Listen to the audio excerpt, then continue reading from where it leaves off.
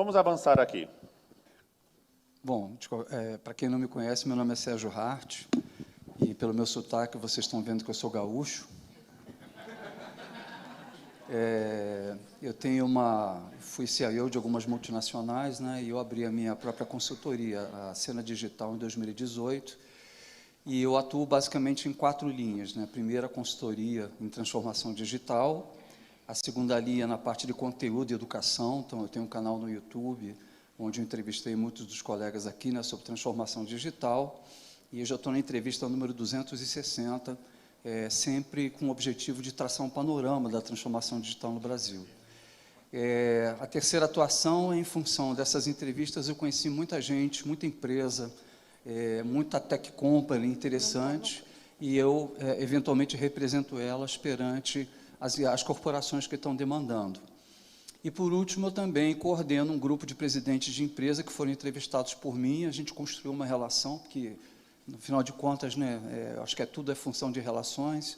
Então, eu tenho 24 presidentes, né, que eu coordeno para a gente falar sobre transformação digital.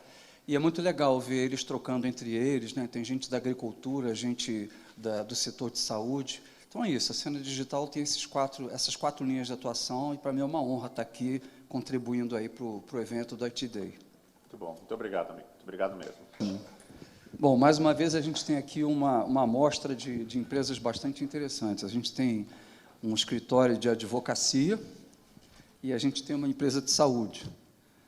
E é interessante a gente ver como é que cada um está abordando essa questão e como que cada segmento de negócio tem desafios diferentes, mas como essas metodologias Lean e metodologias ágeis, em geral, podem ajudar as suas empresas, né? Desde ajudar os advogados, né, nos contratos, até ajudar o paciente, o hospital, os médicos, né?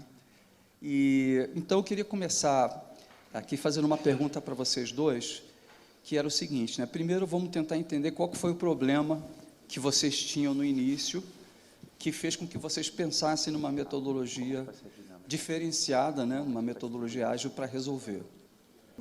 Boa tarde, pessoal, tudo bem? Dentro de um cenário hospitalar, né, a gente tem realmente um cenário complexo, porque sempre envolve pessoas, né? Então, como a Luzia e o Ailton comentaram aqui, no final a gente está entregando para um paciente, a gente está entregando para uma pessoa. E a gente costuma dizer que, nesse segmento, a gente faz tecnologia com alma, né? Porque não é só colocar um código-fonte em produção, é algo que pode salvar uma vida, pode cuidar de uma pessoa, ou também cometer um erro, ou fazer com que o nosso profissional de saúde cometa um erro e acabe ocasionando algum dano, né?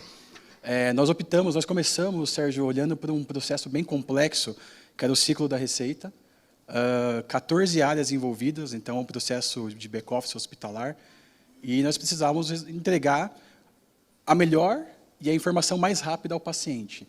Então, o caminho que a gente utilizou foi, Diego, vamos montar um squad para atender o ciclo da receita. E a resposta foi, por quê? Para quê? Quem disse que é um squad, né? Então, a nossa proposta foi executar um Lean Inception. Foram 50 pessoas do hospital, médicos, administradores, enfermeiras, profissionais de saúde, farmacêuticos, dentro de uma sala por uma semana. E ali a gente saiu com um desenho de um MVP. E aí voltou aquela pergunta, né? Diego, e agora? É só colocar um squad? Não. São 6 squads. Então, colocar o nosso P, né, de paciente, de pessoa como colaborador no centro, foi o primeiro caminho. E o Lean Inception ajudou a gente nesse desafio complexo, né? Então, dali a gente saiu para 6 squads, formamos uma tribo, já conectando com Ágil em escala, mas o primeiro ponto, né, que eu gosto de destacar também, Sérgio, é encontrar quem quer receber a gente. Não pode ser simplesmente uma ação onde, tudo bem, eu vou pegar, vou implantar ágil dentro da instituição, de repente eu vou para um ágil em escala e sair fazendo uma invasão nas áreas, né? É encontrar o ponto de luz, quem são os polinizadores para poder apoiar e, principalmente, atuar onde traga ROI para a instituição. Com certeza. Boa tarde, pessoal. A pergunta que sempre a gente fica na cabeça é como aumentar a eficiência do advogado, que é o nosso consumidor final de TI dentro de um escritório de advocacia. Dentro da TI, a gente vê muito como aumentar a eficiência dos projetos que a gente entrega. Então, uma das coisas que a gente fez muito, por ser um escritório, a gente tem mais de 20 sistemas satélites que foram desenvolvidos in-house, tem SAP S/4HANA, CRM, e uma das missões que a gente tinha é como entregar um projeto lá no final com a característica que o nosso consumidor final está precisando, que é o advogado. A gente fazia muito projeto com metodologia de waterfall, só que no final a gente entregava coisas que o advogado não era aquilo que ele sonhava. E a gente tinha retrabalho, tinha change dentro do meio do caminho. Então, a gente usou bastante Lean Inception com Design Thinking para desenhar novos produtos, novas soluções. A gente conseguiu criar times de squads ágeis, tanto internas quanto de parceiros, para escalar nosso negócio e conseguir desenvolver aquilo que nosso advogado necessita na ponta, para ganhar eficiência para os nossos clientes finais. Perfeito. Vamos falar um pouco de estrutura organizacional. Eu acho que vocês devem ter estruturas diferentes, né, devido ao tipo de negócio que vocês têm. Então, eu queria que o Diego falasse para a gente primeiro, né, como é que você está estruturado. Legal. Como o próprio método fala, né, a gente começar pequeno, sonhar grande, começar pequeno, nós começamos pequeno, então iniciamos com a nossa jornada ágil dentro do time de tecnologia, com 9 squads e um agilista, apenas um agilista, e a gente queria realmente explorar o ágil fora da TI. Então, nós saímos em busca de polinizadores, enfermeiros, médicos, né? E então nós alcançamos lá o número de 72 squads. Essa área, esse agilista, né, que nós tínhamos em casa, virou uma gerência de transformação ágil. Teve que se multiplicar. Com 4 Agile Coaches e mais 16 agilistas espalhados pela instituição. E a nossa estrutura nós ficamos dentro da tecnologia, mas a agilidade escalada, a agilidade aumentada, ela faz parte de toda a instituição. E nós temos programas de educação para treinar os profissionais de saúde para que eles possam replicar a estrutura. Então, não é da tecnologia, é da organização. E o time, né, esse olhar de educação, de treinamento constante e de ter os squads dentro das unidades de negócios, fez com que a gente conseguisse tirar esse estigma, né? O ágil é para TI. No Sírio, o ágil é para todos. E ele é aplicado desde no dia a dia para uma decisão, por exemplo, de uma Joint Commission, que é uma certificação internacional, até uma simples execução, por exemplo, que, olhando assim, parece simples, né? Como que a gente conseguiria mudar um protocolo médico e, dentro desse protocolo, a gente tem, por exemplo, o uso do ar-condicionado dentro do centro cirúrgico. Parece simples, mas é complexo, porque são várias cirurgias com várias temperaturas diferentes, então a gente conseguiu, colocando na ponta, falando como cultura ágil, né, e cultura de inovação, explorar e alavancar, né, sair das fronteiras da TI e ir para o negócio. Bacana. Renan? O nosso momento ainda é um pouco diferente de lá do Diego, né? Ele já está bem avançado, já com as áreas de negócio. A gente está num projeto muito grande dentro da TI. Como a TI pode ser ágil? Hoje, meu time de sistemas tem aproximadamente mais de 15 colaboradores. A gente é dividido em 2 squads, as squads que são internas e as externas. E a gente vem buscando muito dentro da TI a gente expandir isso para outras áreas. Então, a gente está num momento bem inicial ainda de metodologia ágil e de escalada dentro da TI, até chegar à área do negócio, igual o Diego já está mais avançado do que a gente. Por ser um escritório de advocacia, então a gente está no início dessa jornada. Tem muito para desenvolver. E muito caminho a percorrer. Então, a gente vê muito caminho ainda que dá para trilhar com a área de negócio envolvida junto com a TI. Verdade. Eu vejo também, ao mesmo tempo, iniciativas do governo, não sei se vocês têm acompanhado a Secretaria de Administração Federal, né, com o projeto GovBR, né, eles estão interligando, né, primeiro os estados, né, a federação, depois os estados, depois vão para os municípios, né, porque não tem sentido a gente ter um aplicativo que é o e-título, depois tem o outro que é o e-vacinação, depois é o outro que é o e-não sei o quê, né? E dependendo de cada estado, multiplica por 27.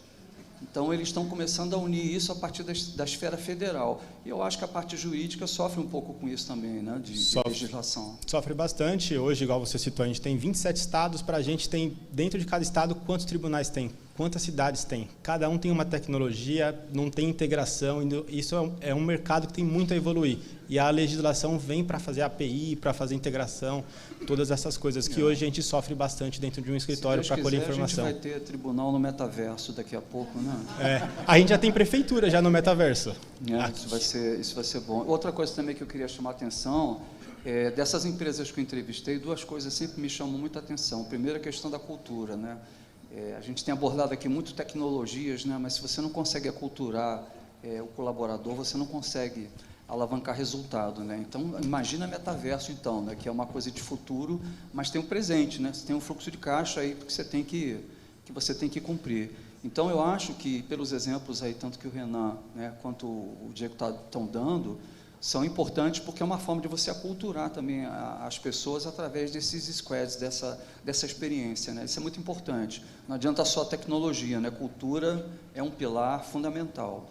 E, por falar em pilar fundamental, vamos falar um pouco de governança, né? A gente sabe que no início de uma transformação, a gente tem que empurrar muito, né, o pessoal para virar cliente nosso, né? E depois que o bichinho morde eles, né, que eles veem que aquilo traz benefício, a mesa vira e a demanda acaba sendo maior que a nossa capacidade de oferta de soluções, né? Como é que é a governança sua entre demanda e oferta de digitalizações?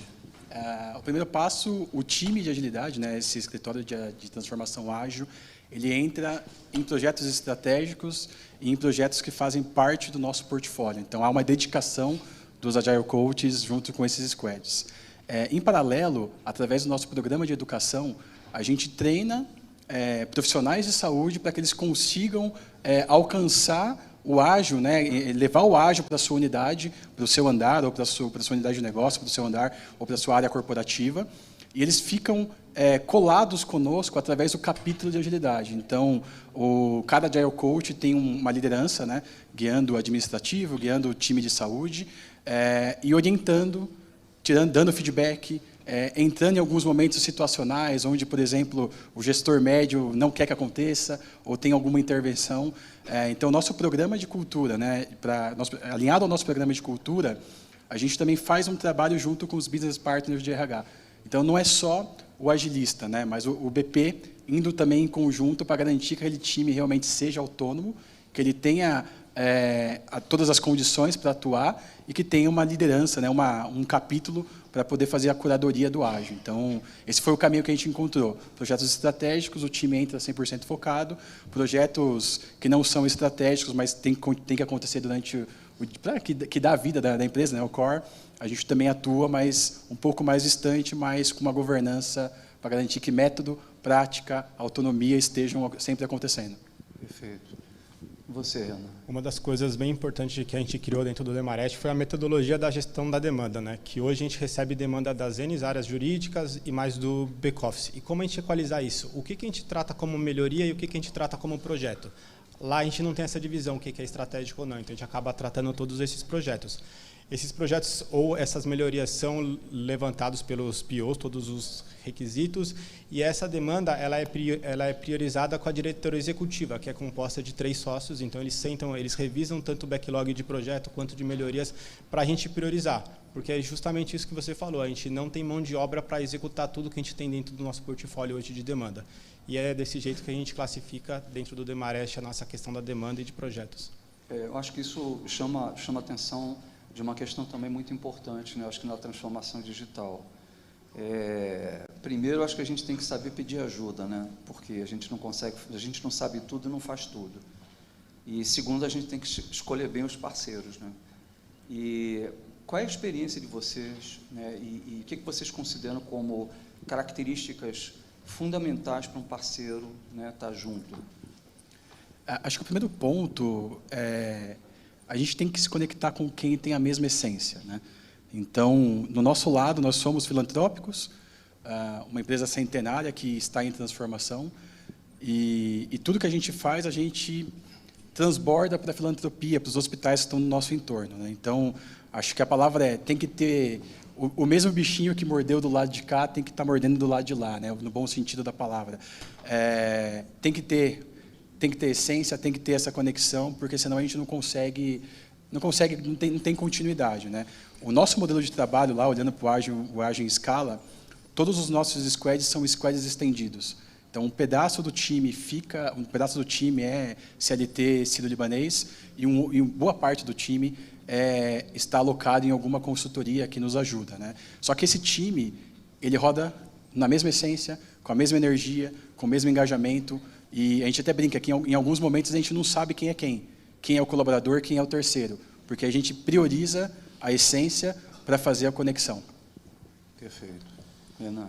Hoje no escritório, um dos maiores desafios que a gente tem é reter talento e como buscar um profissional de TI para trabalhar no escritório de advocacia. É muito difícil competir com as empresas tech. É um escritório de advocacia. Para isso, a gente conta com parceiros que auxiliam a gente. Hoje, dentro do Mereste, a gente tem a fábrica, que é interna, que é uma das squads, e uma outra squad, que é a terceira, junto com a Itilin. Essa squad ela é 100% Itilin, só tem um PO, que é de lá do Demarest, que trabalha junto com a Itilin dentro de um parceiro. E é muito importante você escolher um parceiro pela questão de as dores que você tem, ele tem que te ajudar a resolver. Então, isso é uma das coisas, é uma via de mão dupla. A gente ajuda e ele ajuda a gente também com essas dores que a gente tem. E uma das... Desculpa pelo jabá. E uma das coisas que a gente faz bastante com o parceiro é ensinar o parceiro o que é um processo jurídico, como funciona o escritório de advocacia, treinar ele na nossa metodologia, ensinar nosso pipeline DevSecOps, como que funciona o Demarest para um parceiro. Isso é uma das partes mais importantes e mais difíceis quando a gente escolhe um parceiro para trabalhar junto com a gente. Legal. Eu tive numa apresentação onde o Bruno Pina estava falando, não sei se o Bruno está aí ainda, mas ele falou uma coisa que eu achei muito interessante para reter talentos, né? Que ele fez na empresa dele, né? Ele criou uma iniciativa que era inédita naquele segmento de negócio, e isso motivou muita gente do mercado a querer trabalhar lá. E isso é uma forma de você atrair talento também, né? Ou seja, não é porque você é um escritório de advocacia que você também não pode criar uma iniciativa, uma plataforma diferente, né? Para que isso motive as pessoas, né? Não sei se vocês lá no Sírio também têm alguma coisa nesse sentido. A gente montou, né, o programa de educação, chama Educa, e dentro do Educa a gente tem o Educa Talks, o Educa Conecta e o Educa Dojo. E o que a gente sempre tenta mostrar, né, nos nossos hunters, né, é que aqui a gente entrega propósito. A gente tem o privilégio de trabalhar numa empresa que dá para associar emprego com propósito, né? Porque no final a gente está salvando vidas e está melhorando a experiência do paciente, cuidando de um paciente oncológico e por aí vai. Então a gente usa o propósito ao nosso favor e também dentro de casa com os nossos programas, né, corporativos, para que a pessoa realmente tenha treinamento, que ela tenha voz, né? E olhando com o ágil, né, indo para o ágil, para a agilidade aumentada, é realmente explorar todas as conexões que existem dentro de um squad. O ágil hoje ele é muito falado. O que você usa? É um Scrum, é um Kanban? Quantas pessoas tem o seu squad, né? E a gente fala muito pouco das relações humanas que estão dentro do squad. E o nosso cuidado e o que a gente faz com muita energia é garantir que essas relações humanas estejam acima do método. O ágil está robotizado. A agilidade aumentada ela traz o humano para dentro do jogo novamente, para que a pessoa realmente consiga ter o pensamento exponencial, ter um pensamento para criar uma solução de inovação e ter conexão entre eles, né? Então, a gente busca muito isso. Ou seja, em resumo, seria um squad com propósito, né? Perfeito. E com emoção, né? Ou seja, Exato. com coração, né? Exato. Eu lembro que a gente teve um caso, Sérgio, foram praticamente 25 pessoas envolvidas, médicos, pessoal de Lean, pessoal de Agile, desenvolvedores, e nós precisamos vacinar todos os nossos colaboradores, e a gente recebeu a notícia assim, segunda-feira a vacina de Covid está aí. Só que não podia aglomerar, a gente tinha que tomar um super cuidado para que as pessoas certas fossem vacinadas, quem estava na linha de frente fosse primeiro, né? E em 4 dias nós subimos um app para fazer a campanha de vacinação do Covid. E por que isso? Porque todo o time se conectou a um propósito e a gente só usou a prática ágil para facilitar o propósito que a gente queria alcançar. E em 4 dias nós colocamos em produção o aplicativo, todos foram vacinados, sem fila, sem aglomeração, e com a garantia que a gente conseguia, e com dado armazenado para saber quem tomou a primeira dose, quem tomou a segunda, e se realmente quem tomou realmente porque merecia, porque devia, porque estava no lugar certo. Perfeito. Quando a gente fala de ágil, de linha, assim, para quem é de IT, são palavras, né, que todo mundo já conhece, né? Sou da área de saúde também. Eu queria saber qual foi o speech de vocês, como que vocês conseguiram trazer essas pessoas para o lado de vocês, médicos, enfermeiros, advogados também. Legal. Na saúde, a gente começou pequeno, escolhendo as brigas que a gente queria, e principalmente quem queria brigar com a gente, né? Então, médico é um negócio fora da curva, né? Quando a gente começou a falar de ágil, no outro dia ele já sabia tudo de ágil. Porque ele pegou um livro, comeu o livro em um dia e estava assim, mas a gente vai montar um squad mesmo? O squad tem que ter 8 pessoas? Como que funciona, né? Então a gente conseguiu achar exatamente o melhor lugar para começar e a gente foi com um programa de treinamento. Então, não foi simplesmente vamos executar, nós somos os maiorais aqui do conhecimento ágil. A gente se colocou no lugar, vamos rodar junto, vamos caminhar junto. E eu acho que teve um diferencial na nossa jornada, que foi de outras jornadas de outras empresas que eu participei. A Nucídio, a gente tinha um business partner dedicado para toda a transformação ágil. Então, o RH estava junto. O RH estava tirando, né, o time de pessoas estava tirando aquela dúvida. Poxa, mas eu vou para um squad, e aí, quando acabar? E se acabar? E quando eu voltar para a minha área? Como que vai ser o meu relacionamento com o meu gestor, né? E a gente foi enfrentando isso junto, e a gente deixou claro. Muitas perguntas eu falava assim, não sei, a gente vai ter que ver junto. Né? Poxa, o gestor imediato, né?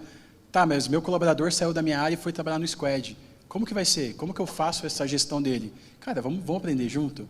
E tudo foi sendo construído a várias mãos. Então, o lance de começar pequeno, encontrar algo que pudesse trazer bastante valor para a instituição, e óbvio, né, veio de cima, né? Então, a maior liderança da instituição queria que isso acontecesse.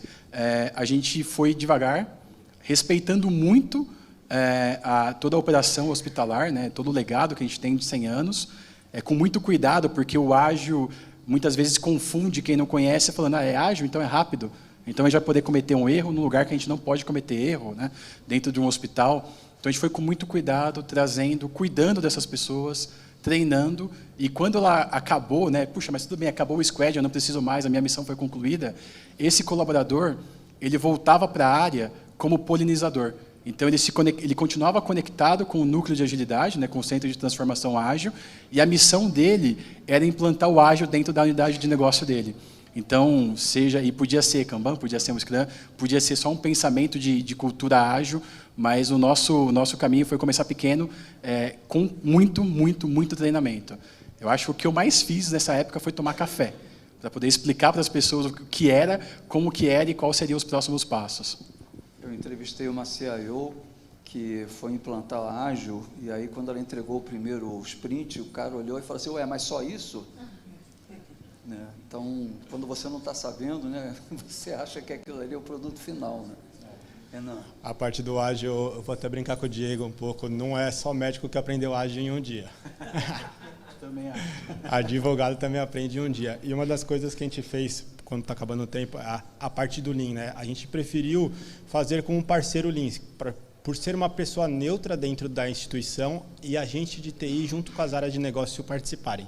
Então, não foi TI que tocou 100% Lean, essas partes. Foi a IT Lean que tocou para a gente e a gente era recurso deles dentro desse projeto junto de Lean, por ser uma pessoa neutra dentro do circuito de advocacia. Perfeito.